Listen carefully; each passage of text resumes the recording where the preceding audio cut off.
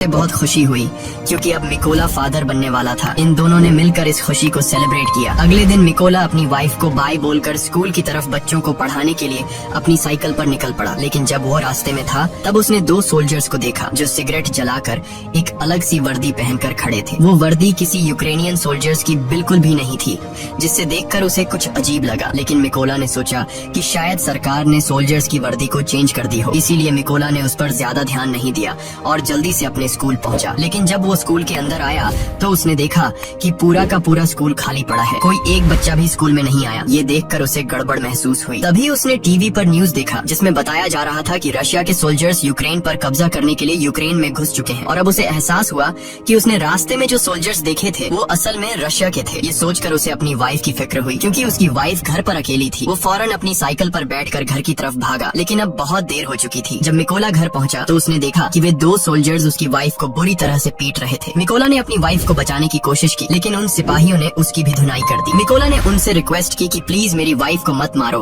वो प्रेग्नेंट है। लेकिन सोल्जर्स ने उनकी एक नहीं सुनी और उन दोनों को पीटते गए। थोड़ी देर बाद एक रशियन सोल्जर ने मिकोला के घर की तलाशी ली और जब उसे अंदर कुछ भी काम का नहीं मिला तो उसने गुस्से में आकर मिकोला के घर को आग लगा दी और वहाँ से जाने लगे। अब अपने घर को जलता देख नास्तिया गुस्से से लाल हो गई और एक पत्थर उठाकर उन रशियन सोल्जर्स को मारने लगी। ये देखकर एक सिपाही ने गोली चला दी और नास्तिया की मौके पर ही मौत हो गई।